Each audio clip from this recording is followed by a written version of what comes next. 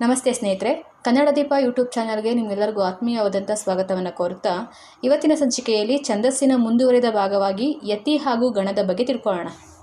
ಏನು ಯತಿ ಅಂತಂದರೆ, ಸಾಮಾನ್ಯವಾಗಿ ಇದನ್ನು ನಿಲುಗಡೆಯ ತಾಣ, ಪದ್ಯವನ್ನು ವಾಚನ ಮಾಡಬೇಕಾದ್ರೆ ಉಸಿರನ್ನು ತೆಗೆದುಕೊಳ್ಳೋದಕ್ಕೆ ಇರುವಂತಹ ಒಂದು ಸ್ಥಳವನ್ನು ನಾವು ಯತಿ ಅಂತ ಕರಿತೀವಿ. ಈ ಯತಿಯ ಜನ್ಮ ನಮ್ಮ ಕನ್ನಡದಲ್ಲೇ ಆಯಿತಾ ಅಂತಂದರೆ ಇಲ್ಲ, ಇದು ಸಂಸ್ಕೃತದ್ದು. ಆದರೂ ಈ ಯತಿ ವಿಚಾರವನ್ನು ಪ್ರಚಾರಕ್ಕೆ ತಂದಿದ್ದು ನಮ್ಮ ಕನ್ನಡ ಕವಿಗಳೇ. ಯಾಕಂದರೆ ಈ ಸಂಸ್ಕೃತ ಸಾಹಿತ್ಯ ತುಂಬ ಉದ್ದುದ್ದ ಇತ್ತು, ಓದೋದಕ್ಕೆ ಸ್ವಲ್ಪ ಕಷ್ಟ ಆಗ್ತಾ ಇತ್ತು. ಸಂಸ್ಕೃತ ಸಾಹಿತ್ಯದಲ್ಲಿ ಈಗಾಗಲೇ ಯತಿಯನ್ನು ಬಳಕೆ ಮಾಡ್ಕೊಂಡಿದ್ರು ಸಹ ಅದನ್ನು ಓದಬೇಕಾದ್ರೆ ನಮ್ಮ ಕನ್ನಡ ಕವಿಗಳಿಗೆ ಹುಡ್ಕೋದಕ್ಕೆ ಸ್ವಲ್ಪ ಕಷ್ಟ ಆಗ್ತಾ ಇತ್ತು. ಎಲ್ಲಿ ನಿಲ್ಲಿಸ್ಬಿಟ್ಟು ಹೇಳಬೇಕು, ಎಲ್ಲಿ ಉಸಿರನ್ನು ತಗೊಬೇಕು, ಇದು ಸ್ವಲ್ಪ ಕಷ್ಟ ಆಗ್ತಾ ಇತ್ತಲ್ವಾ. ಇದೇ ಕಾರಣಕ್ಕೆ ಯತಿಯ ಉಲ್ಲಂಘನೆ ಕೂಡ ಆಗ್ತಾ ಇತ್ತು. ಸಂಸ್ಕೃತ ಕವಿಗಳು ಯತಿ ಎಲ್ಲಿ ಬರಬೇಕು ಅನ್ನೋದನ್ನು ನೀಟಾಗಿ ಪಾಯಿಂಟ್ ಔಟ್ ಮಾಡಿ ತೋರಿಸ್ತಾ ಇದ್ರು. ನಮ್ಮ ಕನ್ನಡ ಕವಿಗಳಿಗೆ ಅದು ಗೊತ್ತಾಗ್ದಲೇ ಪದ್ಯ ಅಥವಾ ಪಾದದಲ್ಲಿ ಅವ್ರಿಗೆ ಎಲ್ಲಿ ಬೇಕೋ ಅಲ್ಲಿ, ಇವಾಗ ದೀರ್ಘವಾದಂಥ ಪದ್ಯ ಇತ್ತು ಅಂತಂದರೆ ಕಂಟಿನ್ಯೂಸ್ ಆಗಿ ಓದ್ಕೊಂಡ್ಬಂದು ಅವ್ರಿಗೆ ಎಲ್ಲಿ ಸುಸ್ತು ಆಯಾಸ ಅಂತ ಅನ್ನಿಸ್ತೋ ಅಲ್ಲಿ ನಿಲ್ಲಿಸೋವಂಥ ಪ್ರಯತ್ನವನ್ನು ಮಾಡ್ತಾಯಿದ್ರು. ಆ ಥರ ಆದಾಗ ಆ ಪದಗಳ ಅರ್ಥ ಒಡೆಯುವಿಕೆ ಆಗ್ತಾಯಿತ್ತು, ಅರ್ಥ ನೀಟಾಗಿ ಬರ್ತಾ ಇರಲಿಲ್ಲ. ಪದ್ಯಗಳಲ್ಲಿ ಒಂದೊಂದು ಪದದ ಅರ್ಥವೂ ಇಂಪಾರ್ಟೆಂಟು. ಯಾಕಂದರೆ ತುಂಬ ದೊಡ್ಡದಾಗಿರುವಂತಹ ಮಾಹಿತಿಯನ್ನು, ವಿಷಯವನ್ನು ತುಂಬ ಚಿಕ್ಕದಾಗಿ ಒಂದು ಪದ್ಯದಲ್ಲಿ ಅಡಗಿಸಿರ್ತಾರಲ್ಲ, ಅದಕ್ಕೋಸ್ಕರ ಪ್ರತಿಯೊಂದು ಅರ್ಥನೂ ಇಂಪಾರ್ಟೆಂಟ್ ಆಗುತ್ತೆ. ಅದನ್ನೇ ಒಡೆದು ಅರ್ಥವನ್ನು ಭಂಗ ಮಾಡಿಬಿಟ್ರೆ ಅದಕ್ಕೇನು ಬೆಲೆ ಇರುತ್ತೆ. ಇದೇ ಕಾರಣಕ್ಕೆ ನೋಡಿ, ಸಂಸ್ಕೃತ ಕವಿಗಳು ಯತಿಯನ್ನು ಕಟ್ಟುನಿಟ್ಟಾಗಿ ಪಾಲನೆ ಮಾಡ್ಕೊಂಬಂದರೆ ನಮ್ಮ ಕನ್ನಡ ಕವಿಗಳು ಅದನ್ನು ಕಟ್ಟುನಿಟ್ಟಾಗಿ ಪಾಲನೆ ಮಾಡಲಿಲ್ಲ. ನೋಡಿ, ನಮ್ಮ ಕನ್ನಡದಲ್ಲಿ ಒಂದು ಲಯಬದ್ಧವಾಗಿ ಯಾವುದಾದ್ರೂ ಒಂದು ಪದ್ಯವನ್ನು ಅಥವಾ ಒಂದು ಹಾಡನ್ನು ಹಾಡ್ತೀವಿ. ಯಾವ ರೀತಿ? ಆರೋಹ ಅವರೋಹ ಕ್ರಮದಲ್ಲಿ, ಆ ಲಯದಲ್ಲಿ ಅಲ್ವಾ. ಈ ಥರ ಹಾಡಬೇಕಾದ್ರೆ ಯತಿ ಬಂದ್ಬಿಟ್ಟು ಮಧ್ಯೆ ಮಧ್ಯೆ ಅದನ್ನು ಹದಗೆಡಿಸ್ಬಿಟ್ರೆ ಹಾಳಾಗುತ್ತಲ್ವಾ. ಲಯಕ್ಕೆ ಭಂಗ ಬರುತ್ತೆ ಅನ್ನೋ ಕಾರಣಕ್ಕೆ ಅವರಿಗೆ ಎಲ್ಲೆಲ್ಲೆಲ್ಲ ಯತಿ ಬೇಡವೋ ಅದನ್ನು ಅಲ್ಲಿ ಭಂಗಗೊಳಿಸಿದ್ದಾರೆ. ಅಂದರೆ ಯತಿಯ ಉಲ್ಲಂಘನೆ ಮಾಡಿದ್ದಾರೆ. ಎಲ್ಲಿ ಬೇಕೋ ಅದನ್ನು ತಗೊಂಡಿದ್ದಾರೆ. ಯತಿಯ ಸ್ವೀಕಾರನೂ ನಡೆದಿದೆ. ಫಾರ್ ಎಕ್ಸಾಂಪಲ್, ಧರಣಿ ಮಂಡಲ ಮಧ್ಯದೊಳಗೆ ಮೆರೆಯುತ್ತಿಹ ಕರ್ನಾಟ ದೇಶದೊಳಿರುವ ಕಾಳಿಗನೆಂಬ ಗೊಲ್ಲನ ಪರಿಯ ನಾನೆಂದು ಪೇಳುವೆನು. ನೋಡಿ, ಇದನ್ನು ನಾನು ಒಂದೇ ಫ್ಲೋನಲ್ಲಿ ಒಂದೇ ಲಯದಲ್ಲಿ ಪದ್ಯವನ್ನು ಹೇಳಿ ಮುಗಿಸ್ದೆ. ಯತಿ ಎಲ್ಲಿ ಬಂತು ನನಗೆ? ಪೇಳುವೆನು ಅನ್ನೋ ಕಡೆ ಒಂದು ಯತಿ ತಗೊಂಡೆ, ಉಸಿರನ್ನು ತಗೊಂಡೆ. ಮಧ್ಯದಲ್ಲಿ ಏನಾದ್ರು ತಗೊಂಡ? ಇಲ್ಲ. ಸ್ವಲ್ಪ ಮಧ್ಯದೊಳಗೆ ಅನ್ನೋ ಕಡೆ ಒಂದು ಸ್ವಲ್ಪ ತಗೊಂಡೆ ಅಲ್ವಾ. ಧರಣಿ ಮಂಡಲ ಮಧ್ಯದೊಳಗೆ ಮೆರೆಯುತ್ತಿಹ ಕರ್ನಾಟ ದೇಶದೊಳಿರುವ ಕಾಳಿಗನೆಂಬ ಗೊಲ್ಲನ ಪರಿಯ ನಾನೆಂದು ಪೇಳುವೆನು. ಮಧ್ಯದೊಳಗೆ ಅನ್ನೋ ಕಡೆ ಹಾಗೆ ಪೇಳುವೆನು ಅನ್ನೋ ಕಡೆ ಎರಡು ಕಡೆ ಯತಿಯನ್ನು ತಗೊಂಡಿದ್ದೀನಿ, ಅಂದರೆ ಉಸಿರನ್ನು ತಗೊಂಡಿದ್ದೀನಿ. ಅರ್ಥ ಆಯಿತು ಅಲ್ವಾ? ಲಯಬದ್ಧವಾಗಿ ಹಾಡಬೇಕಾದ್ರೆ ನಾವು ಯತಿಯನ್ನು ಯಾವ ರೀತಿ ಉಲ್ಲಂಘನೆ ಮಾಡ್ತೀವಿ ಅಂತ. ಮತ್ತು ಇನ್ನೊಂದು ಮೋಸ್ಟ್ ಇಂಪಾರ್ಟೆಂಟ್ ಏನು ಅಂತಂದರೆ, ಸಂಸ್ಕೃತದ ಸಾಹಿತ್ಯ ತುಂಬ ಉದ್ದವಾದಂಥ ಸಾಹಿತ್ಯ. ಅದೇ ನಮ್ಮ ಕನ್ನಡದಲ್ಲಿ ಕನ್ನಡ ಛಂದರೂಪಗಳು ಅತ್ಯಂತ ಚಿಕ್ಕವಾಗಿರೋದಲ್ವಾ. ಚಿಕ್ಕದಾಗಿರೋದ್ರಿಂದ ಇಲ್ಲಿ ಯತಿಯ ಅವಶ್ಯಕತೆಯೇ ಬರೋದಿಲ್ಲ. ಬದಲಾಗಿ ನಾವು ಪ್ರಾಸದಲ್ಲೇ ಎಲ್ಲವನ್ನು ಹೇಳ್ಬಿಡ್ತೀವಲ್ವಾ. ನಮ್ಮ ಕನ್ನಡದಲ್ಲಿ ಪ್ರಾಸ ಯತಿಯ ಸ್ಥಾನವನ್ನು ತಗೊಂಡಿದೆ ಅಂದರೆ ತಪ್ಪಾಗೋದಿಲ್ಲ. ಹಾಗಂತ ಯತಿ ತುಂಬ ಅವಶ್ಯಕತೆ ಇದೆ ಅಂತಲೂ ಏನಿಲ್ಲ. ಸಹಜ ಯತಿ ಸಹಜವಾಗಿ ಬಂದು ಹೋಗ್ತಾವಷ್ಟೇ. ಫಾರ್ ಎಕ್ಸಾಂಪಲ್, ಸಜ್ಜನರ ಸಂಗವದು ಹೆಜ್ಜೇನು ಸವಿದಂತೆ ಜ್ವರವಾದ ಮನುಜಂಗೆ ನೊರೆವಾಲು ಕಹಿಯಕ್ಕೂ ಕೊಲುವ ಧರ್ಮವ ನೊಯ್ದು ಒಲೆಯೊಳಗಿಕ್ಕುವುದು ಮಂಡೆ ಬೋಳಾದವರ ಕಂಡಿನ್ನೂ ನಂಬದಿರು. ನೋಡಿ, ಈ ವಚನದಲ್ಲಿ ಪ್ರಾಸನೆ ಯತಿಯ ಸ್ಥಾನವನ್ನು ತುಂಬ್ತಾ ಇದೆ. ಸಜ್ಜನ, ಹೆಜ್ಜೇನು, ಜ್ವರ, ನೊರೆ, ಕೊಲು, ಒಲೆ, ಮಂಡೆ, ಕಂಡೆ, ಈ ಥರ ನಾವು ಓದಬೇಕಾದ್ರೆ ಯಾವ ಥರ ಹೇಳ್ತೀವಿ? ಕಂಟಿನ್ಯೂಸ್ ಆಗಿ ಒಂದೇ ಫ್ಲೋನಲ್ಲಿ ಹೇಳೋದೇ ಇಲ್ಲ. ಸಜ್ಜನರ ಸಂಗವದು ಹೆಜ್ಜೇನು ಸವಿದಂತೆ ಜ್ವರವಾದ ಮನುಜಂಗೆ ನೊರೆವಾಲು ಕಹಿಯಕ್ಕೂ ಕೊಲುವ ಧರ್ಮವನ್ನೊಯ್ದು ಒಲೆಯೊಳಗಿಕ್ಕುವುದು ಮಂಡೆ ಬೋಳಾದವರ ಕಂಡಿನ್ನೂ ನಂಬದಿರು. ಈ 4 ಸಾಲಲ್ಲಿ ನಾವು 4 ಕಡೆ ಪ್ರಾಸವನ್ನು ಹೇಳಬೇಕಾದ್ರೆ ಯತಿಯನ್ನು ತಗೊಂಡಿದ್ದೀವಿ. ಅಂದರೆ ನಿಲುಗಡೆಯ ತಾಣವನ್ನು ತಗೊಂಡು ನಂತರದಲ್ಲಿ ಉಚ್ಚಾರಣೆ ಮಾಡಿದ್ದೀವಿ. ಇದೇ ಕಾರಣಕ್ಕೆ ಆಗಲೇ ಹೇಳಿದ್ದು, ನಮ್ಮ ಕನ್ನಡದಲ್ಲಿ ಪ್ರಾಸನೆ ಯತಿಯ ಸ್ಥಾನವನ್ನು ತುಂಬುತ್ತೆ. ಪ್ರಾಸ ಬೇಕೇ ಬೇಕು ಅಂತ ಏನಿಲ್ಲ, ಅದು ಐಚ್ಛಿಕ. ಇರ್ಲೂಬೋದು, ಬಳಸಲೂಬೋದು, ಬಳಸ್ತಲೇ ಇರ್ಬೋದು. ಇನ್ನು ಎಕ್ಸಾಮ್ಗಳಲ್ಲಿ ಕೇಳ್ತಾರೆ ಯತಿ ಅಂದರೆ ಏನು ಅಂತ. ಯತಿ ಅಂದರೆ ನಿಲುಗಡೆಯ ತಾಣ ಅಂತ ಗೊತ್ತಿರಬೇಕು. ಪದ್ಯವನ್ನು ಓದುವಾಗ ಅರ್ಥ ಕೆಡದಂತೆ ಉಸಿರು ತೆಗೆದುಕೊಳ್ಳಲು ನಿಲ್ಲಿಸುವಂತಹ ತಾಣವನ್ನು ನಾವು ಯತಿ ಅಂತ ಕರಿತೀವಿ. ಇದೇ ಕಾರಣಕ್ಕೆ ಕವಿರಾಜ ಮಾರ್ಗಕಾರ ಯತಿ ಎಂಬುದುಸಿರುವ ತಾಣಂ ಅಂತ ಹೇಳ್ತಾರೆ. ಇನ್ನು ಛಂದಶಾಸ್ತ್ರಕಾರ ಆಗಿರುವಂತಹ ನಾಗವರ್ಮ ಯತಿ ಎಂಬುದು ಗಣನಿಯಮ ಪ್ರತೀತಿ ಗುಸಿರ್ ದಾಣಮಪ್ಪುದು ಅಂತ ಹೇಳ್ತಾರೆ. ಅಂದರೆ ಗಣನಿಯಮಕ್ಕೆ ಅನುಸಾರವಾಗಿ ಎಲ್ಲಿ ಉಸಿರನ್ನು ತಗೊಬೇಕು ಅಂಥ ಸ್ಥಳವನ್ನು ನಾವು ಯತಿ ಅಂತ ಕರಿತೀವಿ ಅಂತ ಹೇಳಿದ್ರು. ನೆಕ್ಸ್ಟ್ ಜಯದೇವ ಅವರು ವಿರಾಮೋ ಯತಿ ಅಂತ ಹೇಳಿದ್ರು. ಅಂದರೆ ಪದ್ಯವನ್ನು ವಾಚನ ಮಾಡಬೇಕಾದ್ರೆ ವಿರಾಮವನ್ನು ತೆಗೆದುಕೊಳ್ಳೋಕಿರುವಂಥ ಸ್ಥಳವನ್ನು ನಾವು ಯತಿ ಅಂತ ಕರಿತೀವಿ ಅಂತ ಹೇಳಿದ್ರು. ಯತಿ ವಿಲಂಘನದಿಂದರ್ ಇದಲ್ತೆ ಕನ್ನಡಂ ಅಂತ ಹೇಳ್ತಾರೆ ಕೇಶಿರಾಜ ಅವರು. ಈ ಮಾತಿನ ಅರ್ಥ, ನಮ್ಮ ಕನ್ನಡ ಸಾಹಿತ್ಯದಲ್ಲಿ ಕನ್ನಡ ಭಾಷೆಯಲ್ಲಿ ಸಹಜವಾಗಿಯೇ ಯತಿಯ ಉಲ್ಲಂಘನೆ ಆಗುತ್ತೆ ಅನ್ನೋದು ಹೇಳ್ತಾ ಇದ್ದಾರೆ. ಇವಿಷ್ಟು ಯತಿಯ ಬಗ್ಗೆ ಇರುವಂತಹ ಪ್ರಮುಖವಾದಂಥ ಅಂಶ. ನೆಕ್ಸ್ಟ್ ಛಂದಸ್ಸಿನ 4ನೇ ನಿಯಮ ಗಣ. ಗಣ ಅಂತಂದರೆ ಗುಂಪು, ಸಮೂಹ ಅಂತ ಸಾಮಾನ್ಯವಾಗಿ ಹೇಳ್ತೀವಿ. ಛಂದಸ್ಸಲ್ಲೂ ಒಂದು ಸ್ವಲ್ಪ ಇದೇ ಥರನೇ ಹೇಳ್ತಾರೆ. ಪದ್ಯದ ಪ್ರತಿ ಪಾದದಲ್ಲೂ ವಿಭಾಗಿಸುವಂತಹ ಮಾತ್ರೆಗಳ, ಅಂಶಗಳ ಅಥವಾ ಅಕ್ಷರಗಳ ಗುಂಪನ್ನು ನಾವು ಗಣ ಅಂತ ಕರಿತೀವಿ. ಅರ್ಥ ಆಗ್ತಿದೆ ಅಲ್ವಾ? ಗಣ ಅಂತಂದರೆ ಛಂದಸ್ಸಿನಲ್ಲಿ ಪದ್ಯದ ಪ್ರತಿ ಪಾದಕ್ಕೆ ಪ್ರಸ್ತಾರ ಹಾಕಿ ನಿರ್ದಿಷ್ಟ ಸಂಖ್ಯೆಗೆ ಅನುಗುಣವಾಗಿ ಅಕ್ಷರ ಅಥವಾ ಮಾತ್ರೆ ಅಥವಾ ಅಂಶಗಳ ಆಧಾರದ ಮೇಲೆ ಮಾಡಿದಂತಹ ಗುಂಪನ್ನು ನಾವು ಗಣ ಅಂತ ಕರಿತೀವಿ. ಸರಿ, ಈ ಗುಂಪನ್ನು ಯಾವ ರೀತಿ ಮಾಡೋದು? ಇಲ್ಲಿ ಪ್ರಸ್ತಾರ ಹಾಕುವಿಕೆ ಅಂತ ಕೇಳಿದರೆ ಅದು ಯಾವ ರೀತಿ ಹಾಕೋದು? ಯಾವೆಲ್ಲ ನಿಯಮವನ್ನು ಅನುಸರಿಸಬೇಕು ಗುಂಪನ್ನು ಮಾಡೋದಕ್ಕೆ ಅಂತಂದರೆ, ಮೊದಲನೇದಾಗಿ ಮಾತ್ರೆ ಅಂದರೆ ಟ್ಯಾಬ್ಲೆಟ್ ಅಲ್ಲ, ಉಚ್ಚರಿಸುವಂತಹ ಅಕ್ಷರಕ್ಕೆ ಬೇಕಾದಂತಹ ಕಾಲ ಅಥವಾ ಉಸಿರನ್ನು ನಾವು ಮಾತ್ರೆ ಅಂತ ಕರಿತೀವಿ. ಇದರಲ್ಲಿ ಒಂದು ಮಾತ್ರ ಕಾಲದಲ್ಲಿ ಉಚ್ಚರಿಸುವಂತಹ ಅಕ್ಷರಗಳನ್ನ ನಾವು ಲಘು ಸಂಕೇತದಿಂದ ಗುರುತಿಸ್ತೀವಿ. ಲಘು ಸಂಕೇತ ಯಾವುದು ಹೇಳಿ? ಆಂಗ್ಲ ಭಾಷೆಯಲ್ಲಿ ಯು ಅಂತ ಇದೆಯಲ್ಲ, ಯು ಸ್ಪೆಲ್ಲಿಂಗ್ ಅದು. ಎರಡು ಮಾತ್ರ ಕಾಲದಲ್ಲಿ ಉಚ್ಚರಿಸುವಂತಹ ಅಕ್ಷರಗಳನ್ನ ನಾವು ಮೈನಸ್ ವ್ಯವಕಲನ ಚಿಹ್ನೆಯಿಂದ ಗುರುತಿಸ್ತೀವಿ. ಇದನ್ನು ಗುರು ಅಂತ ಕರೀತಾರೆ. ಹಾಗಿದ್ರೆ ಒಂದು ಮಾತ್ರ ಕಾಲದಲ್ಲಿ ಉಚ್ಚರಿಸುವಂತಹ ಅಕ್ಷರಗಳನ್ನ ಲಘು ಅಂತ ಕರೆದರೆ, ಎರಡು ಮಾತ್ರ ಕಾಲದಲ್ಲಿ ಉಚ್ಚರಿಸುವಂತಹ ಅಕ್ಷರಗಳನ್ನ ಗುರು ಅಂತ ಕರೆಯೋದು. ಮೂರು ಮಾತ್ರ ಕಾಲದಲ್ಲಿ ಉಚ್ಚರಿಸುವಂಥ ಅಕ್ಷರಗಳು ಪ್ಲುತ.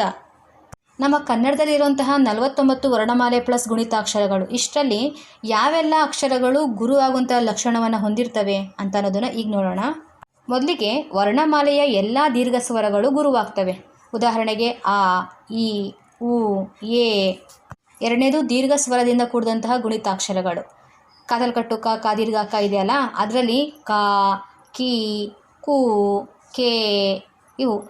ನೆಕ್ಸ್ಟ್ ಮೂರನೇದು ಒತ್ತಕ್ಷರದ ಹಿಂದಿನ ಅಕ್ಷರ ಗುರುವಾಗ್ತೈತೆ. ಯಾವ ಥರ ಅಂದರೆ, ಫಾರ್ ಎಕ್ಸಾಂಪಲ್ ತಮ್ಮ, ತ, ಮಾಗೆ ಮಾವತ್ತು, ಇದು ತಮ್ಮ ಅಲ್ವಾ? ಇಲ್ಲಿ ತಾಗೆ ನಾವು ಗುರು ಚಿಹ್ನೆಯನ್ನು ಹಾಕಬೇಕು, ಅಂದರೆ ಮೈನಸ್ಸು. ಮಾಗೆ ಲಘು ಚಿಹ್ನೆ. ಇನ್ನೊಂದು ಎಕ್ಸಾಂಪಲ್ ನೋಡಿ, ಉತ್ತರ. ಇಲ್ಲಿ ಊಗೆ ನಾವು ಗುರು ಚಿಹ್ನೆಯನ್ನು ಹಾಕ್ಕೊಬೇಕು, ಯಾಕಂದರೆ ಅದರ ಮುಂದಿನ ಅಕ್ಷರ ತಾಗೆ ತಾವತ್ತಿದೆ ಅಲ್ವಾ? ಹಾಗಾಗಿ ತಾಗೆ ತಾವತ್ ಬಂದಿದೆ ಅಂತಂದರೆ ಅದರ ಹಿಂದಿನ ಅಕ್ಷರಕ್ಕೆ ನಾವು ಗುರು ಚಿಹ್ನೆಯನ್ನು ಹಾಕ್ಕೊಬೇಕು. ಪ್ರೆಸೆಂಟು ಆ ತಾಗೆ ತಾವತ್ತಿದೆಯಲ್ವಾ, ಆ ಅಕ್ಷರಕ್ಕೆ ನಾವು ಲಘು ಚಿಹ್ನೆಯನ್ನು ಹಾಕ್ಕೊಬೇಕು. ಇನ್ನು ಉಳಿದು ರಾಗೆ ಲಘು ಚಿಹ್ನೆಯನ್ನು ಹಾಕ್ಕೊಬೇಕು. ಈ ಉತ್ತರ ಅನ್ನೋ ಪದಕ್ಕೆ ಗುರು ಲಘು ಲಘು ಅಂತ ಪ್ರಸ್ತಾರ ಹಾಕ್ಕೊಂಡ್ವಿ. ಅರ್ಥ ಆಗ್ತಿದೆ ಅಲ್ವಾ? ನೆಕ್ಸ್ಟ್ ನಾಲ್ಕನೇ ವಿಧ, ಅನುಸ್ವಾರದಿಂದ ಕೂಡಿದಂತಹ ಅಕ್ಷರಕ್ಕೆ ನಾವು ಗುರುವನ್ನೇ ಹಾಕ್ಕೊಬೇಕು. ಫಾರ್ ಎಕ್ಸಾಂಪಲ್ ಅಂದ, ತುಂಗ, ಪಂಕ. ಈ ಥರ ಬಿಂದು ಸಮೇತ ಇರುವಂತಹ ಅಕ್ಷರಗಳಿಗೆ ನಾವು ಯಾವುದು ಬಿಂದುವನ್ನು ಹೊಂದಿರುತ್ತೋ ಅದಕ್ಕೆ ನಾವು ಗುರುವನ್ನು ಹಾಕ್ಕೊಬೇಕು. ಇಲ್ಲಿ ಬಿಂದು ಇದೆ ಅಂದ್ಕೊಂಡು ಅದ್ರ ಹಿಂದಿನ ಅಕ್ಷರಕ್ಕೂ ಅಥವಾ ಮುಂದಿನ ಅಕ್ಷರಕ್ಕೂ ಗುರುವನ್ನು ಹಾಕೋಕೆ ಹೋಗಬೇಡಿ. ಯಾವುದು ಜೊತೆಗಿದೆ 0 ಅನ್ನೋದು, ಅದೇ ಅಕ್ಷರಕ್ಕೆ ನಾವು ಗುರುವನ್ನು ಹಾಕ್ಕೊಬೇಕು. ಅಂದ ಅಂತ ಅಂದರೆ ಅಲ್ಲಿ ಅನ್ನೋ ಕಡೆಗೆ ನಾವು ಗುರು ಹಾಕಬೇಕು, ದಾಗೆ ಲಘು. ತುಂಗ, ಅನ್ನೋ ಕಡೆಗೆ ನಾವು ಗುರು ಹಾಕ್ಕೊಬೇಕು, ಗಾಗೆ ಲಘು. ನೆಕ್ಸ್ಟ್ ಐದನೇದು ವಿಸರ್ಗದಿಂದ ಕೂಡಿದಂತಹ ಅಕ್ಷರಕ್ಕೆ ನಾವು ಗುರುವನ್ನು ಹಾಕ್ಕೊಬೇಕು. ಫಾರ್ ಎಕ್ಸಾಂಪಲ್ ದುಃಖ, ಪ್ರಾಯಶಃ, ಬಹುಶಃ ಈ ಥರದವು. ಆರನೇದು ಅರ್ಕಾವತ್ತಿನ ಹಿಂದಿನ ಅಕ್ಷರಕ್ಕೆ ನಾವು ಗುರುವನ್ನು ಹಾಕ್ಕೊಬೇಕು. ಫಾರ್ ಎಕ್ಸಾಂಪಲ್ ಪರ್ವತ, ಈ ಪದದಲ್ಲಿ ವಾಗೆ ಅರ್ಕಾವತ್ ಬಂದಿದೆ, ಇದಕ್ಕೆ ನಾವು ಗುರು ಹಾಕ್ಕೊಬಾರ್ದು, ಅದರ ಹಿಂದಿನ ಅಕ್ಷರಕ್ಕೆ ಗುರು ಹಾಕ್ಕೊಬೇಕು. ಈ ವಾಗೆ ನಾವು ಲಘುವನ್ನೇ ಹಾಕ್ಕೊಬೇಕು. ನೆಕ್ಸ್ಟ್ ತಾಗೆ ಲಘು. ಇನ್ನೂ ಒಂದು ಎಕ್ಸಾಂಪಲ್ ನೋಡಿ, ಸೂರ್ಯ. ಇಲ್ಲಿ ಯಾಗೆ ಅರ್ಕಾವತ್ ಇದೆ, ಅದೇ ಸೂ ಅಂತ ಇಲ್ಲಿ ದೀರ್ಘ ಸ್ವರ ಇದೆ ಅಲ್ವಾ? ಇಲ್ಲಿ ಎರಡು ಕಾರಣಕ್ಕೆ ನಾವು ಸೂ ಅನ್ನೋದಕ್ಕೆ ಗುರು ಅಂತ ಹಾಕ್ಕೊಬೇಕು. ಒಂದು ಅರ್ಕಾವತ್ತಿನ ಹಿಂದಿನ ಅಕ್ಷರ, ಇನ್ನೊಂದು ಪ್ರೆಸೆಂಟ್ ಆ ಅಕ್ಷರನೇ ದೀರ್ಘ ಸ್ವರ ಆಗಿದೆ, ಹಾಗಾಗಿ ಅದಕ್ಕೆ ನಾವು ಗುರು ಅಂತ ಹಾಕ್ಕೊಬೇಕು, ಯಾಗೆ ಲಘು ಅಂತ ಹಾಕ್ಕೊಬೇಕು. ನೆಕ್ಸ್ಟ್ ಏಳನೇದು ಸಹಜ ವ್ಯಂಜನದ ಹಿಂದಿನ ಅಕ್ಷರ ಗುರುವಾಗಬೇಕು. ಇಲ್ಲಿ ಸಹಜ ವ್ಯಂಜನ ಅಂತಂದರೆ ಒಂದು ವ್ಯಂಜನ ಪೂರ್ಣ ಆಗಬೇಕು ಅಂತಂದರೆ ವ್ಯಂಜನಕ್ಕೆ ನಾವು ಸ್ವರವನ್ನು ಕೂಡಿಸ್ಲೇಬೇಕಲ್ವಾ? ಈ ಸ್ವರವಿಲ್ಲದಂತಹ ಬರೀ ಖಾಲಿ ವ್ಯಂಜನವನ್ನು ನಾವು ಸಹಜ ವ್ಯಂಜನ ಅಂತ ಕರಿತೀವಿ. ಅರ್ಧಾಕ್ಷರ ಅಂತಲೂ ಸಹ ಅನ್ಕೊಬೋದು ನೀವು. ಅರ್ಧ ಅಕ್ಷರ ಬಂದಿದ್ರೆ, ಅರ್ಧ ವ್ಯಂಜನ ಬಂದಿದ್ರೆ ಅದನ್ನು ನಾವು ಸಹಜ ವ್ಯಂಜನ ಅಂತ ಕರಿತೀವಿ. ಫಾರ್ ಎಕ್ಸಾಂಪಲ್ ಕೊರಳ್, ಬೆರಳ್, ಬಾಳ್. ಈ ಕೊರಳ್ ಅನ್ನೋ ಪದದಲ್ಲಿ ಳ್ಳು ಅಂತ ಇದೆಯಲ್ವಾ, ಇಳ್ಳುಗೆ ಪ್ಲಸ್ ಆ ಅಥವಾ ಪ್ಲಸ್ ಹೂ ಸೇರಿಕೊಂಡಿದ್ರೆ ಕೊರಳ, ಕೊರಳು ಅಂತ ಆಗ್ತಿತ್ತು. ಆದರೆ ಇಲ್ಲಿ ಆ ಥರ ಇಲ್ಲ, ಬರೀ ಳ್ಳು ಅನ್ನೋ ಅರ್ಧ ವ್ಯಂಜನ ಮಾತ್ರ ಇದೆ. ಈ ಥರ ಅಕ್ಷರ ಬಂದಾಗ ನಾವು ಯಾವ ರೀತಿ ಪ್ರಸ್ತಾರ ಹಾಕ್ಕೊಬೇಕು? ಲಘು ಹಾಕ್ಬೇಕಾ, ಗುರು ಹಾಕ್ಬೇಕಾ? ಹೌದಲ್ವಾ? ಒಂದು ಪ್ರಶ್ನೆ ಮೂಡುತ್ತೆ. ಡೌಟೇ ಬೇಡ. ಅರ್ಧ ವ್ಯಂಜನ ಇತ್ತು ಅಂತ ಅಂದರೆ ಆ ಅರ್ಧ ವ್ಯಂಜನ ಮತ್ತು ಅದರ ಹಿಂದಿನ ಅಕ್ಷರ ಸೇರಿಸ್ಕೊಂಡು ನಾವು ಗುರು ಅಂತಲೇ ಹಾಕ್ಕೊಬೇಕು. ನೋಡಿ ಬೇಕಿದ್ರೆ ಕೊರಳ್, ಕೋ ಅನ್ನೋ ಅಕ್ಷರ ಹ್ರಸ್ವ ಸ್ವರದಿಂದ ಕೂಡಿದಂತಹ ಗುಣಿತಾಕ್ಷರ, ಹಾಗಾಗಿ ಅದನ್ನು ಲಘು ಅಂತ ಹಾಕ್ಕೊತಾ ಇದ್ದೀವಿ. ಳ್ಳುಗೆ ಏನಂತ ಹಾಕೋಕ್ಕಾಗುತ್ತೆ? ಆಗೋದಿಲ್ಲ, ಅದು ಅರ್ಧಾಕ್ಷರ. ಹಾಗಾಗಿ ಈ ರಾಗೆ ಅದನ್ನು ಸೇರಿಸ್ಕೊಂಡು ರಳ್ ಅನ್ನೋದಕ್ಕೆ ನಾವು ಗುರು ಚಿಹ್ನೆಯನ್ನು ಹಾಕ್ಕೊತೀವಿ. Next example ಬೆರಳ್. ಬೇ ಅನ್ನೋದು ಹ್ರಸ್ವ ಸ್ವರದಿಂದ ಕೂಡಿದಂತಹ ಗುಣಿತಾಕ್ಷರ, ಹಾಗಾಗಿ ಇದನ್ನು ನಾವು ಲಘು ಅಂತ ಗುರುತಿಸ್ತೀವಿ. ನೆಕ್ಸ್ಟ್ ರಲ್, ಲು ಅನ್ನೋದು ಅರ್ಧ ವ್ಯಂಜನಾಕ್ಷರ, ಹಾಗಾಗಿ ಇದನ್ನು ನಾವು ರಾ ಜೊತೆಗೆ ಉಚ್ಚಾರಣೆ ಮಾಡಬೇಕಾಗುತ್ತೆ. ಈ ಥರ ಆದಾಗ ಎರಡು ಮಾತ್ರ ಕಾಲದಲ್ಲಿ ಉಚ್ಚರಿಸುವಂತಹ ಅಕ್ಷರಗಳು ಅಂತ ಕರೆಸ್ಕೊಳ್ತವೆ. ರಲ್ ಅನ್ನೋದು ಎರಡು ಮಾತ್ರ ಕಾಲದಲ್ಲಿ ಅಂತಂದರೆ ನಾವು ಗುರು ಅಂತ ಗುರುತಿಸ್ಬೇಕಲ್ವಾ? ಗುರು ಚಿಹ್ನೆಯನ್ನು ಹಾಕ್ಕೊಬೇಕು. ನೆಕ್ಸ್ಟು ಬಾಳ್. ಇಲ್ಲೂ ಸಹ ಈ ಬಾದೀರ್ಘ ಬಾ ಅಂತ ಇದೆ ಅಂತಂದರೆ ಅದಕ್ಕೆ ನಾವು ಗುರು ಅಂತಲೇ ಹಾಕ್ಕೊಬೇಕು. ಆದರೆ ಇಲ್ಲಿ ಅರ್ಧ ವ್ಯಂಜನ ಇದೆಯಲ್ವಾ, ಅದನ್ನು ಸೇರಿಸ್ಕೊಂಡ್ರೂ ಸಹ ಒಂದೇ ಇದ್ರೂ ಸಹ ಅದು ಗುರುನೇ ಆಗುತ್ತೆ. ಳು ಅನ್ನೋದನ್ನು ಸೇರಿಸ್ಕೊಂಡ್ರೂ ಸಹ ಗುರುನೇ ಆಗುತ್ತೆ. ಅಕಸ್ಮಾತ್ ಕಳ್ ಅಂತ ಇತ್ತು ಅಂದರೆ ಹ್ರಸ್ವ ಸ್ವರದಿಂದ ಕೂಡಿದಂಥ ಗುಣಿತಾಕ್ಷರ ಕ. ಈ ಕಗೆ ಲಘು ಅಂತ ಹಾಕಬೇಕಾಗಿತ್ತಾ? ಲಘು ಅಂತ ಹಾಕಬೇಕಾಗಿತ್ತು. ಆದರೆ ಮುಂದಿನ ಅಕ್ಷರ ಅರ್ಧ ವ್ಯಂಜನಾಕ್ಷರ ಇದೆಯಲ್ವಾ, ಳು ಅನ್ನೋದು. ಹಾಗಾಗಿ ಈ ಎರಡು ಅಕ್ಷರಗಳು ಸೇರಿಕೊಂಡು ಗುರು ಅಂತ ಹಾಕ್ಕೊಬೇಕು. ರೈಟ್. ನೆಕ್ಸ್ಟ್ 8ನೇದು ಸಂಧ್ಯಾಕ್ಷರಗಳು ಬಂದಾಗ ನಾವು ಗುರು ಅಂತಲೇ ಹಾಕ್ಕೊಬೇಕು. 5, ಔದಾರ್ಯ, ಕೈ, ಔಷಧಿ ಈ ಥರ. ನೆಕ್ಸ್ಟ್ 9ನೇದು ಷಟ್ಪದಿಯಲ್ಲಿ 3 ಮತ್ತು 6ನೇ ಸಾಲಿನ ಕೊನೆಯ ಅಕ್ಷರದಲ್ಲಿ ನಾವು ಯಾವಾಗಲೂ ಗುರು ಅಂತಲೇ ಕನ್ಸಿಡರ್ ಮಾಡ್ಕೊಬೇಕು. ಅದು ಲಘು ಆಗಿದ್ದು ಸಹ ಗುರು ಅಂತಲೇ ಅನ್ಕೊಬೇಕು. ನೆಕ್ಸ್ಟ್ 10ನೇದು ಹಲವು ಕಾರಣದಿಂದ ಗುರು ಆಗುವಂತಹ ಚಾನ್ಸಸ್ ಜಾಸ್ತಿ ಇರುತ್ತೆ. ಫಾರ್ ಎಕ್ಸಾಂಪಲ್ ಸಾಂಕ್ರಾಮಿಕ ಅನ್ನೋ ಒಂದು ಪದ ಬಂತು ಅಂತಂದರೆ ಇಲ್ಲಿ ಸದೀರ್ಘ ಸಾ ದೀರ್ಘ ಸ್ವರ ಇದೆ ಅಲ್ವಾ, ಪಕ್ಕದಲ್ಲಿ ಬಿಂದು ಸಮೇತ ಬೇರೆ ಇದೆಯಲ್ವಾ ಸಾಮ್ ಅಂತ. ಇದಿಷ್ಟಕ್ಕೆ ಗುರು ಚಿಹ್ನೆಯನ್ನು ಹಾಕಬೇಕು ಅಂತ ಗೊತ್ತಾಗುತ್ತೆ. ಆದರೆ ಮುಂದಿನ ಅಕ್ಷರ ನೋಡಿ ಕದೀರ್ಘ ಕ ರಾವತ್ತು. ಇಲ್ಲಿ ರಾವತ್ತು ಬಂದಿದೆ ಅಂತ ಅಂದರೆ ಅದರ ಹಿಂದಿನ ಅಕ್ಷರಕ್ಕೂ ಗುರು ಹಾಕಬೇಕಲ್ವಾ. ಒಟ್ಟು 3 ಕಾರಣ ಆಯಿತು. ಅದಕ್ಕೋಸ್ಕರನೇ ಆಗಲೇ ಹೇಳಿದ್ದು ಹಲವು ಕಾರಣಗಳಿಂದ ಗುರುವಾಗ್ತದೆ ಅಂತ. ಸಾಂಕ್ರಾಮಿಕ, ಸದೀರ್ಘ ಸಾ ಬಿಂದು ಸಮೇತ, ಕಾಗೆ ರಾವತ್ತು ಬಂದಿದೆ, ಹಾಗಾಗಿ ಈ ಸಾಗೆ ಗುರು ಚಿಹ್ನೆಯನ್ನು ಹಾಕಬೇಕು. ಕಾದೀರ್ಘ ಕ ಇದೆ ಅಲ್ವಾ, ಹಾಗಾಗಿ ಇದಕ್ಕೂ ನಾವು ಗುರು ಅಂತಲೇ ಹಾಕ್ಕೊಬೇಕು. ಮೀಗೆ ಲಘು, ಕಾಗೆ ಲಘು. ಇನ್ನೂ ಒಂದು ಎಕ್ಸಾಂಪಲ್ ನೋಡಿ, ಸ್ತ್ರೀ. ಇದಕ್ಕೆ ನಾವು ಯಾವ ಚಿಹ್ನೆಯನ್ನು ಹಾಕ್ಕೊಬೇಕು? ಸ್ತ್ರೀಗೆ ತಾವತ್ ಬಂದಿದೆ ಮತ್ತು ರಾವತ್ ಬಂದಿದೆ. ಒತ್ತಕ್ಷರದ ಹಿಂದಿನ ಅಕ್ಷರ ಗುರು ಆಗಬೇಕು. ಆದರೆ ಈ ಹಿಂದಿನ ಅಕ್ಷರ ಯಾವುದು ಕೊಟ್ಟಿಲ್ಲ, ಬರೀ ಸ್ತ್ರೀ ಅಂತ ಇದೆ. ಹಾಗಾಗಿ ಈ ಒತ್ತಕ್ಷರವನ್ನು ಬಿಟ್ಟಾಕ್ಬಿಡಿ. ಇನ್ನು ಸಿ ಅಂತ ಆಯ್ತಲ್ವಾ, ಇಲ್ಲಿ ಸಿ ಅಂತ ದೀರ್ಘ ಸ್ವರ ಬಂದಿದೆ, ದೀರ್ಘ ಅಕ್ಷರದಿಂದ ಕೂಡಿದಂತಹ ಗುಣಿತಾಕ್ಷರ ಇದೆ ಅಂತಂದರೆ ಇದನ್ನು ನಾವು ಗುರು ಅಂತಲೇ ಕನ್ಸಿಡರ್ ಮಾಡ್ಕೊಬೇಕು. ಇವಿಷ್ಟು ಅಂಶಗಳು ಯಾವೆಲ್ಲ ಕಾರಣಕ್ಕೆ ಅಕ್ಷರಗಳು ಗುರು ಆಗುತ್ತೆ ಅನ್ನೋದಕ್ಕೆ ಒಂದು ಸ್ಮಾಲ್ ಪಟ್ಟಿ. ಇದೇ ರೀತಿ ಲಘು ಸಹ ನೋಡ್ಕೊಬೇಕಲ್ವಾ. ಲಘು ಯು ಅನ್ನೋ ಸಿಂಬಲ್, ಇದು ತುಂಬ ಈಸಿ, ಬರೀ 3 ಪಾಯಿಂಟಲ್ಲಿ ಹೇಳ್ಬಿಡ್ಬೋದು. ಹ್ರಸ್ವ ಸ್ವರ ಇತ್ತಾ, ಅದನ್ನು ನಾವು ಲಘು ಅಂತಲೇ ಗುರುತಿಸ್ಬೇಕು. ಫಾರ್ ಎಕ್ಸಾಂಪಲ್ ಆ, ಇ, ಉ, ರು ಈ ಥರದವು. ಯಾಕಂದರೆ ಜಾಸ್ತಿ ನಮಗೆ ಸ್ಟ್ರೆಸ್ ಆಗೋದಿಲ್ಲ, ಆರಾಮಾಗಿ ಉಚ್ಚಾರಣೆ ಮಾಡಿಬಿಡ್ತೀವಿ ಹ್ರಸ್ವ ಸ್ವರಗಳನ್ನ. ನೆಕ್ಸ್ಟು ಹ್ರಸ್ವ ಸ್ವರದಿಂದ ಕೂಡಿದಂತಹ ಗುಣಿತಾಕ್ಷರಗಳು. ಫಾರ್ ಎಕ್ಸಾಂಪಲ್ ಕ, ಕಿ, ಕು ಅಥವಾ ಕಮಲ, ರವಿ, ಉಷಾ. ನೆಕ್ಸ್ಟ್ 3ನೇದು ಶಿಥಿಲ ದ್ವಿತ್ವದಿಂದ ಕೂಡಿದಂತಹ ಅಕ್ಷರಗಳನ್ನ ನಾವು ಲಘು ಅಂತಲೇ ಗುರುತಿಸ್ತೀವಿ. ಫಾರ್ ಎಕ್ಸಾಂಪಲ್ ಎರ್ದೆ, ಅಮರ್ದು, ಬೆಮರ್ದು ಈ ಥರದವು. ಇಷ್ಟೇ ಈಸಿ ಅಲ್ವಾ. ಲಘುವಿನ ಲಕ್ಷಣಗಳು ಕೇವಲ 3 ಹ್ರಸ್ವ ಸ್ವರಗಳು, ಹ್ರಸ್ವ ಸ್ವರದಿಂದ ಕೂಡಿದಂತಹ ಗುಣಿತಾಕ್ಷರಗಳು, ಶಿಥಿಲ ದ್ವಿತ್ವಗಳು. ಇವಾಗ ಇದು ಗೊತ್ತಾಯಿತು, ಅಕ್ಷರಗಳನ್ನ ಲಘು ಅಂತ ಯಾವ ರೀತಿ ಗುರುತಿಸೋದು, ಗುರು ಅಂತ ಯಾವ ರೀತಿ ಗುರುತಿಸೋದು ಅಂತ. ಇನ್ನು ಪ್ರಸ್ತರ ಹಾಕುವಿಕೆ ಅಂದರೆ ಏನು? ಪದ್ಯಕ್ಕೆ ಲಘು ಮತ್ತು ಗುರು ಹಾಕಿ ವಿಂಗಡಿಸೋದನ್ನು, ಗಣ ವಿಂಗಡಣೆ ಮಾಡೋದನ್ನು ನಾವು ಪ್ರಸ್ತರ ಹಾಕುವಿಕೆ ಅಂತ ಹೇಳ್ತೀವಿ. ಇವಾಗ ಒಂದು ಪದ್ಯ ಕೊಟ್ಟಿದ್ದಾರೆ, ಆ ಪದ್ಯದಲ್ಲಿ ಇವಾಗ ಹೇಳಿರೋಂಥ ಎಲ್ಲ ಲಕ್ಷಣಗಳನ್ನು ಹುಡುಕಿ ನಾವು ಲಘು ಗುರು ಅನ್ನೋ ಸಿಂಬಲಲ್ಲಿ ಗುರುತಿಸಿದ್ದೀವಿ. ಅದನ್ನು ಈ ಮುಂದೆ ಬರುತ್ತಲ್ಲ ಛಂದಸ್ಸಿನಲ್ಲಿ ಹಲವಾರು ವಿಧಗಳು ಬರ್ತವೆ ಮುಂದಕ್ಕೆ. ಅಕ್ಷರಗಣ, ಮಾತ್ರಾಗಣ, ಅಂಶಗಣ ಈ ಥರ ಎಲ್ಲ ಬರ್ತವಲ್ಲ, ಆ ಮೂಲಕ ನಾವು ಗಣ ವಿಂಗಡಣೆಯನ್ನು ಮಾಡಬೇಕಾಗುತ್ತೆ. ಈಗ ನೆಕ್ಸ್ಟ್ ಅದನ್ನೇ ತಿಳ್ಕೊಳ್ಳೋದು. ಸರಿ, ಇಲ್ಲಿ ಪ್ರಸ್ತರ ಯಾವ ರೀತಿ ಹಾಕೋದ್ರೆ ಒಂದು ಸ್ವಲ್ಪ ಎಕ್ಸಾಂಪಲ್ ನೋಡಬೇಕಲ್ವಾ. ಇಲ್ಲಿ ಒಂದು ಪದ್ಯ ಕೊಟ್ಟಿದ್ದೀನಿ ನೋಡಿ, ಕಾವೇರಿಯಿಂದಮ ಗೋದಾವರಿ ವರಮಿರ್ದ ನಾಡದ ಕನ್ನಡದೋಳ್. ಈ ಒಂದು ಸಾಲಿನ ಪದ್ಯಕ್ಕೆ ನಾನು ಆಲ್ರೆಡಿ ಪ್ರಸ್ತಾರವನ್ನು ಹಾಕಿದ್ದೀನಿ, ಲಘು ಗುರುವನ್ನು ಹಾಕಿದ್ದೀನಿ, ನೋಡ್ಕೊಳ್ಳಿ ಒಂದ್ಸಲ. ರೈಟ್. ನೆಕ್ಸ್ಟು ಗಣದಲ್ಲಿ ಒಟ್ಟು 3 ವಿಧಗಳು ಬರ್ತವೆ. ಈ ಪದ್ಯಕ್ಕೆ ನಾವು ಗಣ ವಿಂಗಡಣೆ ಮಾಡಬೇಕು ಅಂತ ಹೇಳಿದ್ವಿ ಅಲ್ವಾ, ಪ್ರಸ್ತಾರ ಹಾಕಿ ಗಣ ವಿಂಗಡಣೆ ಮಾಡಬೇಕು ಅಂತ. ಪ್ರಸ್ತಾರ ಹಾಕೋದನ್ನು ಕಲಿತಾಯಿತು. ಇನ್ನು ಗಣ ವಿಂಗಡಣೆ ಮಾಡಬೇಕಲ್ವಾ. ಈ ಗಣ ವಿಂಗಡಣೆ ಮಾಡಬೇಕು ಅಂತಂದರೆ ಗಣದಲ್ಲಿ ಇರೋಂಥ ವಿಧಗಳನ್ನ ನಾವು ಅರ್ಥ ಮಾಡ್ಕೊಬೇಕು. ಗಣದಲ್ಲಿ ಒಟ್ಟು 3 ವಿಧಗಳು ಬರ್ತವೆ. ಮೊದಲನೇದು ಮಾತ್ರಾಗಣ, 2 ಅಂಶಗಣ, 3 ಅಕ್ಷರಗಣ.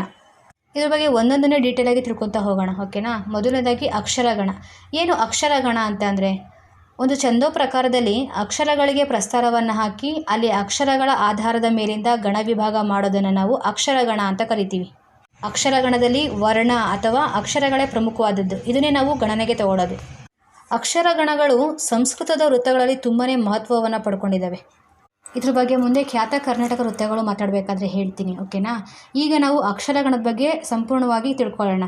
ಅಕ್ಷರಗಣ ಅಂತಂದರೆ ಮುಖ್ಯವಾಗಿ ಪದ್ಯದ ಪ್ರತಿ ಪದದಲ್ಲಿರುವಂತಹ ಅಕ್ಷರಗಳನ್ನು 3 ಅಕ್ಷರಗಳಾಗಿ ಒಂದೊಂದು ಗುಂಪಾಗಿ ವಿಂಗಡಿಸ್ತೀವಿ. ಇದನ್ನು ನಾವು ಅಕ್ಷರಗಣ ಅಂತ ಸಾಮಾನ್ಯವಾಗಿ ಹೇಳ್ತೀವಿ. ಏನು ಹೇಳಿ, ಪದ್ಯದಲ್ಲಿರುವಂತಹ ಅಕ್ಷರಗಳನ್ನು 3 ಅಕ್ಷರಗಳ ಗುಂಪಾಗಿ ವಿಂಗಡಣೆ ಮಾಡೋದನ್ನು ನಾವು ಅಕ್ಷರಗಣ ಅಂತ ಕರಿತೀವಿ. ನೋಡಿ, ಆ ಅಕ್ಷರಗಳು ರಸಸ್ವರನೇ ಆಗಿರ್ಬೋದು, ದೀರ್ಘಸ್ವರನೇ ಆಗಿರ್ಬೋದು, ಅರ್ಕವತ್ತು, ಒತ್ತಕ್ಷರ ಈ ಥರ ಯಾವುದರಿಂದನೇ ಕೂಡಿರ್ಬೋದು. ಎಲ್ಲ ಅಕ್ಷರಗಳನ್ನು ಸಹ ನಾವು ಒಟ್ಟಾಗಿಸಿ ಒಂದು ಗುಂಪಾಗಿ ಮಾಡ್ತೀವಲ್ಲ, 3 ಅಕ್ಷರಗಳಾಗಿ. ಈ ಥರ ಮಾಡಿದಾಗ ನಾವು ಅದನ್ನು ಅಕ್ಷರಗಣ ಅಂತಲೇ ಕರಿಬೇಕು.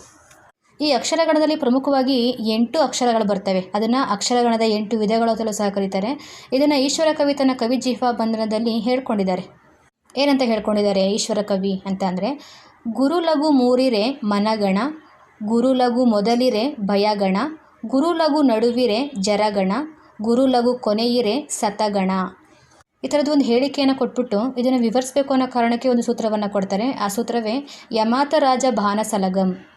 ಅಕ್ಷರಗಣವನ್ನು ಗುರುತಿಸ್ಬೇಕು ಅಂತಂದರೆ ನಾವು ಇದೊಂದು ಸೂತ್ರವನ್ನು ನೆನ್ಪಿಟ್ಕೊಂಡ್ರೆ ಸಾಕಾಗುತ್ತೆ, ಯಮಾತ ರಾಜ ಭಾನಸಲಗಂ ಅಂತ. ಇಲ್ಲಿ ನಾವು ಉಚ್ಚಾರಣೆ ಮಾಡಬೇಕಾದ್ರೆ ಯಮತ ರಾಜ ಭಾನಸಲಗಂ ಅಂತ ಹೇಳ್ಬಿಡ್ತೀವಿ. ಆದರೆ ಬರಿಬೇಕಾಗಿರೋಂಥ ಅಕ್ಷರಗಳನ್ನ ನಾವು ಮದೀರ್ಘ ಮಾ ತದೀರ್ಘ ತ ಬರೆಯೋದೇ ಇಲ್ಲ, ಯಮತ ರಾಜ ಭಾನಸಲಗಂ ಅಂತ ಓದ್ಕೊಂಡಿರ್ತೀವಲ್ವ. ಹಾಗಾಗಿ ಯ ಮ ತ ಹಿಂಗೆ ಬರಿತೀವಿ, ಯಮತ ರಾಜ ಭಾನಸಲಗಂ. ಈ ಥರ ನಾವು ಬರೆದಾಗ ಅಕ್ಷರಗಳನ್ನ ನಾವು ಲಘು ಗುರು ಹಾಕಬೇಕಾದ್ರೆ ಕಷ್ಟ ಆಗುತ್ತೆ ನಮಗೆ. ಯ ಮಾತ ರಾಜ ಭಾನಸಲಗಂ ಈ ಥರ ಓದ್ಕೊಂಡ್ರೆ ಯಾಗೆ ಲಘು, ಮದೀರ್ಘ ಮಾಗೆ ಗುರು, ತದೀರ್ಘ ತಾಗೆ ಗುರು, ರಾಗೆ ಗುರು, ಜಾಗೆ ಲಘು ಈ ಥರ ನಮಗೆ ಗೊತ್ತಾಗುತ್ತೆ. ಆದರೆ ಯಮತ ರಾಜ ಭಾನಸಲಗಂ ಈ ಥರ ಓದ್ಕೊಂಡಾಗ ಅದೇ ಥರ ಬರ್ಕೊತೀವಿ, ಎಲ್ಲದಕ್ಕೂ ಲಘು ಲಘು ಲಘು ಅಂತಲೇ ಹಾಕೊಂಡು ಹೋಗ್ಬಿಡ್ತೀವಿ. ಈ ಥರ ಆದಾಗ ಏನಾಗುತ್ತೆ ಅಂತಂದರೆ ನಾವು ಅಕ್ಷರಗಣದಲ್ಲಿ ಈ ಅಗಣ ಯಾವುದು, ಮಗಣ ಯಾವುದು, ತಗಣ ಯಾವುದು ಎಲ್ಲ ಗಟ್ಟೊಡ್ಕೊಂಡು ಕೂತ್ಕೊಳ್ಳೋದಕ್ಕಾಗೋದಿಲ್ಲ ಅಲ್ವಾ.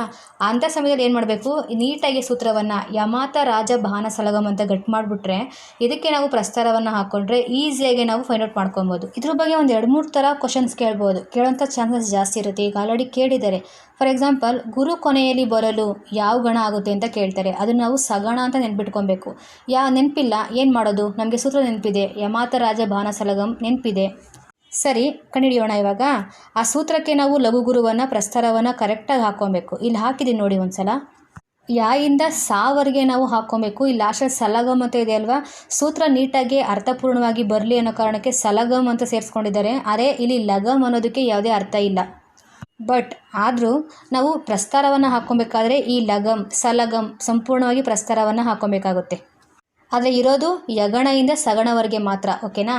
ಈಗ ಅಕ್ಷರಗಣದಲ್ಲಿ ನಾವು 3 ಅಕ್ಷರಗಳನ್ನು ಒಂದು ಗುಂಪಾಗಿ ವಿಂಗಡಣೆ ಮಾಡ್ಕೊಬೇಕು. ಇಲ್ಲಿ ಯ ಮಾತ, ಲಘು ಗುರು ಗುರು 3 ಅಕ್ಷರ ಆಯ್ತಲ್ವಾ. ಲಘು ಗುರು ಗುರು ಯ ಮಾತ, ಯಗಣ ಆರಂಭದ ಅಕ್ಷರವನ್ನೇ ನಾವು ಗಣಗಳಾಗಿ ವಿಂಗಡಣೆ ಮಾಡ್ಕೊಬೇಕು. ಯಗಣ ಅನ್ನೋದು ಯ ಮಾತ, ಲಘು ಗುರು ಗುರು ಅಂತ ಆಯಿತು. ಇನ್ನು ನೆಕ್ಸ್ಟು ಈ ಯಾನ ತೆಗೆದಾಕ್ಬಿಡ್ಬೇಕು, ಯಾಕಂದರೆ ಯಗಣ ಅಂತ ಬಂದಿದೆ ಆಲ್ರೆಡಿ. ಯಾನ ತೆಗೆದಾಕಿ ಮಾತಾರ. ಮಾತಾರ ಅನ್ನೋದು ದೀರ್ಘ ಸ್ವರದಿಂದ ಕೂಡಿರುವಂತಹ ಗುಣಿತಾಕ್ಷರಗಳಲ್ವಾ, ಹಾಗಾಗಿ ಎಲ್ಲಕ್ಕೂ ಗುರು ಅಂತಲೇ ಹಾಕ್ಕೊಬೇಕು. 3 ಗುರು ಬರುತ್ತೆ, 3 ಅಕ್ಷರದ್ದು. ಇಲ್ಲಿ ಮೊದಲನೇ ಅಕ್ಷರ ಯಾವುದು, ಮಾ ಅಲ್ವಾ, ಇದು ಮಗಣ ಅಂತ ಕರೆಸ್ಕೊಳ್ಳುತ್ತೆ. ಈಗ ಇಲ್ಲಿ ಈ ಸೂತ್ರದಲ್ಲಿ 2 ಅಕ್ಷರ ಹೋಯ್ತು, ಒಂದು ಯಾ ಹೋಯ್ತು, ಮಾ ಹೋಯ್ತು. ನೆಕ್ಸ್ಟು ತಾರಾಜ. ತಾರಾಜ ಅನ್ನೋದ್ರಲ್ಲಿ ತಾ ರಾ ಅನ್ನೋದಕ್ಕೆ ಗುರು ಗುರು, ಜಾಗೆ ಲಘು ಅಂತ ಹಾಕ್ಕೊಬೇಕು. ಯಾವ ಅಕ್ಷರ ತೊಗೊಬೇಕಿಲ್ಲಿ, ತಾ ಅಕ್ಷರ ತಗೊಂಡು ತಗಣ ಅಂತ ಮಾಡ್ಕೊಬೇಕು. ತಾರಾಜ ತಗಣ, ಗುರು ಗುರು ಲಘು. ಅರ್ಥ ಆಗ್ತಿದೆ ಅಲ್ವಾ. ಇನ್ನು ನೆಕ್ಸ್ಟು ರಾಜಭಾ. ರದೀರ್ಘ ರಾಗೆ ಗುರು, ಜಾಗೆ ಲಘು, ಬದೀರ್ಘ ಭಾಗೆ ಗುರು. ಮೊದಲನೇ ಅಕ್ಷರ ಯಾವುದು, ರ ಅಲ್ವಾ, ರಗಣ ಅಂತ ಆಯಿತು. ರಗಣ ಗುರು ಲಘು ಗುರು. ಈಗ ಸೂತ್ರದಲ್ಲಿ ಯಾವ ಅಕ್ಷರ ಬಿಟ್ಟೋಯ್ತು, ಯಾ ಬಿಟ್ಟೋಯ್ತು, ಮಾ ಬಿಟ್ಟೋಯ್ತು, ತಾ ಬಿಟ್ಟೋಯ್ತು, ರಾನು ಬಿಟ್ಟೋಯ್ತು. ನೆಕ್ಸ್ಟು ರಾ ಆದಮೇಲೆ ಜಭಾನ. ಈ ಜಬಾನಕ್ಕೆ ಪ್ರಸ್ತಾರ ಹಾಕ್ಕೊಂಡ್ರೆ ಜಾಗೆ ಲಘು, ಬದೀರ್ಘ ಭಾಗೆ ಗುರು, ನಾಗೆ ಲಘು. ಇದರಲ್ಲಿ ಮೊದಲನೇ ಅಕ್ಷರ ಯಾವುದು, ಜ ಅಲ್ವಾ, ಜಗಣ ಅಂತ ಆಯಿತು. ಲಘು ಗುರು ಲಘು. ನೆಕ್ಸ್ಟ್ ಅದೇ ಥರನೇ ಇವಾಗ ಜಾ ತೆಗೆದಾಕಿ ಬಾನಸ. ಭಾನಸದಲ್ಲಿ ಬದೀರ್ಘ ಭಾಗೆ ಗುರು, ನಾಗೆ ಲಘು, ಸಾಗೆ ಲಘು. ಮೊದಲನೇ ಅಕ್ಷರ ಯಾವುದು, ಭಾ, ಭಗಣ ಅಂತ ಆಯಿತು. ಇನ್ನು ನೆಕ್ಸ್ಟು ಭಾ ಬಿಟ್ಟೋದ್ರೆ ಇನ್ನು ನಸಲ 3 ಅಕ್ಷರ. ನಸಲಾಗೆ ಎಲ್ಲವೂ ಲಘು ಆಗುತ್ತಲ್ವ, ಲಘು ಲಘು ಲಘು ನಸಲ. ಮೊದಲನೇ ಅಕ್ಷರ ನಾ ಬಂದಿದೆ ಅಲ್ವಾ, ನಗಣ ಅಂತ ಆಯಿತು. ಈಗ ನಾನು ಬಿಟ್ಟೋದ್ರೆ ಇನ್ನು ಸಲಗಮ್ ಅನ್ನೋ 3 ಅಕ್ಷರ ಉಳ್ಕೊಳ್ಳುತ್ತೆ. ಇದಕ್ಕೆ ಪ್ರಸ್ತಾರ ಹಾಕಿ ಲಘು ಲಘು ಬಿಂದು ಸಮೇತ ಅಕ್ಷರ ಗುರು ಅಂತ ಆಗುತ್ತೆ. ಲಘು ಲಘು ಗುರು. ಇದರ ಮೊದಲ ಅಕ್ಷರ ಯಾವುದು, ಸ ಅಕ್ಷರ, ಸಗಣ. ನೋಡಿ ಎಷ್ಟು ಈಸಿ ಅಲ್ವಾ. ಒಂದು ಸೂತ್ರದಿಂದ ನಾವು ಯಗಣ ಮಗಣ ತಗಣ ರಗಣ ಜಗಣ ಬಗಣ ನಗಣ ಸಗಣ ಎಲ್ಲವನ್ನ ಕಂಡುಕೊಂಡ್ವಿ ಪ್ರಸ್ತಾರ ಹಾಕಿ. ಇವಿಷ್ಟು ನೀಟಾಗಿ ಅರ್ಥ ಆಗಿದೆ, ಕರೆಕ್ಟಾಗಿ ಬರ್ತಾ ಇದೆ ಅಂತ ಅಂದರೆ ನಾನು ಮೊದಲು ಹೇಳಿದೆ ಅಲ್ವಾ, ಈಶ್ವರ ಕವಿ ಈ ಥರ ಹೇಳಿದ್ದಾರೆ ಅಂತ. ಗುರು ಲಘು ಮೂರಿರೆ ಮನಗಣ, ಗುರು ಲಘು ಮೊದಲಿರೆ ಭಯಗಣ, ಗುರು ಲಘು ನಡುವಿರೆ ಜರಗಣ, ಗುರು ಲಘು ಕೊನೆಯಿರೆ ಸತಗಣ ಅಂತ. ಅದನ್ನೇನು ಗಟ್ಟೊಡೆದೇ ಬೇಡ, ಅದು ಬೇಕು ಆಗಿಲ್ಲ. ಇದು ನೀಟಾಗಿ ಅರ್ಥ ಆಗಿದೆ ಅಲ್ವಾ, ಇದರಲ್ಲಿ ನಾವು ಕಂಡುಹಿಡ್ಕೊಬೋದು. ಇವಾಗ ಇಲ್ಲೇ ನೋಡ್ಕೊಂಡು ಹೋಗೋಣ. ಈ ಸೂತ್ರಕ್ಕೆ ಪ್ರಸ್ತಾರ ಹಾಕ್ಕೊಂಡಿದ್ದೀವಲ್ವಾ, ಸೂತ್ರದಲ್ಲಿ ಎಲ್ಲಿ 3 ಗುರು ಬಂದಿದೆ, ಮಾತಾರ ಅನ್ನೋ ಅಕ್ಷರಕ್ಕೆ 3 ಗುರು ಬಂದಿದೆ. ಹಾಗಾದರೆ ಆನ್ಸರ್ ಸಿಕ್ತು, ಗುರು ಮೂರಿರೆ ಮಗಣ ಅಂತ ಆಯ್ತಲ್ವಾ. ಇನ್ನು ಲಘು ಮೂರಿರೆ ನಗಣ ಕಂಡುಹಿಡಿಬೇಕಲ್ವ ನಾವು. ಎಲ್ಲಿ ಲಘು 3 ಬಂದಿದೆ, ನಸಲ ಅನ್ನೋ ಕಡೆ ಕಂಟಿನ್ಯೂಸ್ ಆಗಿ 3 ಲಘು ಬಂದಿದೆ. ಹಾಗಾಗಿ ನಗಣ ಅನ್ನೋದು ಲಘು 3 ಇದೆ ಅಂತ ಅರ್ಥ. ಇನ್ನು ನೆಕ್ಸ್ಟು ಗುರು ಕೊನೆಯಲ್ಲಿ ಬರಲು ಯಾವ ಗಣ ಅಂತ ಕೇಳ್ತಾರಲ್ವಾ, ಆವಾಗ ನಮಗೆ ಅರ್ಥ ಆಗಬೇಕು. ಗುರು ಅನ್ನೋದು ಕೊನೆಯಲ್ಲಿ ಬಂದಿರಬೇಕು, ಉಳಿದಿರೋಂಥ 2 ಅಕ್ಷರ ಲಘು ಆಗಿರಬೇಕು. ಎಲ್ಲಿದೆ ಸೂತ್ರದಲ್ಲಿ? ಸಲಗಮ್ ಅನ್ನೋ ಕಡೆ ಹತ್ರ ಇದೆ ಅಲ್ವಾ, ಸಲಗಮ್, ಲಘು ಲಘು ಗುರು. ಹಾಗಾಗಿ ಇದು ಸಲಗ, ಸಗಣ ಅಂತ ಆಯ್ತಲ್ವಾ. ಗುರು ಕೊನೆಯಲ್ಲಿ ಬರಲು ಸಗಣ. ಹಾಗೆ ಲಘು ಕೊನೆಯಲ್ಲಿ ಬರಲು ಯಾವ ಗಣ ಆಗುತ್ತೆ? ಆರಂಭದಲ್ಲಿ 2 ಗುರು ಬರಬೇಕು, ಕೊನೆಯಲ್ಲಿ ಒಂದೇ ಒಂದು ಲಘು ಬರಬೇಕು.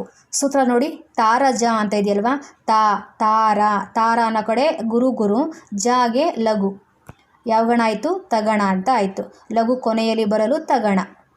ಈ ಥರ ಈಸಿಯಾಗಿ ಒಂದು ಸೂತ್ರವನ್ನು ಕಟ್ ಮಾಡಿಕೊಂಡು ನೀಟಾಗಿ ಪ್ರಸ್ತಾರ ಹಾಕೋದು ಬಂತು ಅಂತಂದರೆ ನಾವು ಇದನ್ನು ಯಗಣ ಮಗಣ ನಗಣ ಫೈಂಡ್ ಔಟ್ ಮಾಡ್ಬೋದು. ಎಕ್ಸಾಮಲ್ಲಿ ಇಷ್ಟೆಲ್ಲ ಪ್ರೊಸೀಜರ್ನ ಮಾಡ್ಕೊಂಡು ಕೂತ್ಕೊಳ್ಳೋದಕ್ಕೆ ಟೈಮ್ ಸಾಲೋದಿಲ್ಲ ಅಲ್ವಾ, ಹಾಗಾಗಿ ಅದಕ್ಕೊಂದು ಟ್ರಿಕ್ಸ್ ಬೇಕಾಗುತ್ತೆ. ಅತಿ ಬೇಗವಾಗಿ ಮಗಣ ನಗಣ ಬಗಣ ಈ ಥರ ಯಾವ ರೀತಿ ಗುರುತಿಸ್ಕೊಳ್ಳೋದು ಅಂತ ಅಂದರೆ ಇಲ್ಲಿ 2 ಪಾಯಿಂಟ್ ಹೇಳ್ಕೊಡ್ತೀನಿ. ಮೊದಲಿಗೆ ಗುರು ಲಘು ಗುರು ಲಘು ಗುರು ಲಘು ಇದೇ ಆರ್ಡ್ರಲ್ಲಿ ಬರಬೇಕು. ಫಸ್ಟಿಗೆ ಯಾವಾಗಲೂ ಗುರು ಅಂತಲೇ ಬರಬೇಕು, ನೆಕ್ಸ್ಟ್ ಲಘು, ಫಸ್ಟ್ ಗುರು ನೆಕ್ಸ್ಟ್ ಲಘು, ಈ ಥರ ಅರ್ಥ ಮಾಡ್ಕೊಬೇಕು. 2ನೇ ಪಾಯಿಂಟು 3 ಮೊದಲು ಮಧ್ಯ ಕೊನೆ, 3 ಮೊದಲು ಮಧ್ಯ ಕೊನೆ, ಇದು ನೆನ್ಪಿಟ್ಕೊಂಡ್ರಾ? ಇನ್ನು ನೆಕ್ಸ್ಟ್ ಒಂದು ವಾಕ್ಯ, ಮನಸ್ಸಿಗೆ ಭಯ ಆಗಿ ಜರ ಬಂದು ಸತ್ತ. ಮನಸ್ಸಿಗೆ ಭಯ ಆಗಿ ಜರ ಬಂದು ಸತ್ತ. ಇಲ್ಲಿ ಮನಸ್ಸು ಅನ್ನೋ ಕಡೆ ಮಗಣ ನಗಣ ಬಂದಿದೆ, ಭಯ ಬಗಣ ಯಗಣ, ಜರ ಜಗಣ ರಗಣ, ಸತ್ತ ಅನ್ನೋ ಕಡೆ ಸಗಣ ತಗಣ. ಈಗ ಒಟ್ಟಿಗೆ ಹೇಳೋಣವಾ? ಗುರು ಲಘು ಅನ್ನೋದು 3 ಮೊದಲು ಮಧ್ಯ ಕೊನೆ, ಮನಸ್ಸಿಗೆ ಭಯ ಆಗಿ ಜರ ಬಂದು ಸತ್ತ. ಈಗ ನಾನು 3 ಥರ ಹೇಳ್ಕೊಟ್ಟೆ ಅಲ್ವಾ. ಒಂದು ಸೂತ್ರವನ್ನು ನೀಟಾಗಿ ಅರ್ಥ ಮಾಡ್ಕೊಳ್ಳಿ, ಅದಕ್ಕೆ ಪ್ರಸ್ತಾರ ಹಾಕಿ ಅದ್ರ ಮೂಲಕ ನಾವು ಯಗಣ ಮಗಣ ಜಗಣ ಅದನ್ನು ಕಂಡುಹಿಡ್ಕೊಬೋದು. ಇನ್ನೊಂದು ಮನಸ್ಸಿಗೆ ಭಯ ಆಗಿ ಜರ ಬಂದು ಸತ್ತ ಅಂತ. ಅದು ಬೇಡ ಅಂತಂದರೆ ಈಶ್ವರ ಕವಿ ಹೇಳಿರೋಂಥದ್ದೇ ಗುರು ಲಘು 3 ಮನಗಣ, ಆ ಥರದಲ್ಲಿ ನೀವು ನೆನ್ಪಿಟ್ಕೊಬೋದು. ಓಕೆ ಫ್ರೆಂಡ್ಸ್, ಇವತ್ತಿಗೆ ಇಷ್ಟು ಸಾಕು. ಮುಂದಿನ ಸಂಚಿಕೆಯಲ್ಲಿ ಅಕ್ಷರಗಣದಲ್ಲಿ ಬರುವಂತಹ ವರ್ಣವೃತ್ತಗಳು ಅಥವಾ ಖ್ಯಾತ ಕರ್ನಾಟಕ ವೃತ್ತಗಳ ಬಗ್ಗೆ ತಿಳ್ಕೊಳ್ಳೋಣ. ನನ್ನ ಈ ಮಾಹಿತಿ ನಿಮ್ಗೆ ಇಷ್ಟ ಆಗಿದ್ರೆ, ಅರ್ಥ ಆಗಿದ್ರೆ ದಯವಿಟ್ಟು ಲೈಕ್ ಮಾಡಿ, ಶೇರ್ ಮಾಡಿ, ಹಾಗೆ ಸಬ್ಸ್ಕ್ರೈಬ್ ಮಾಡ್ಕೊಳ್ಳಿ. ನಿಮ್ಮ ಅನಿಸಿಕೆ ಅಭಿಪ್ರಾಯಗಳನ್ನು ಕಮೆಂಟ್ ಬಾಕ್ಸಲ್ಲಿ ಹೇಳಿ. Thank you.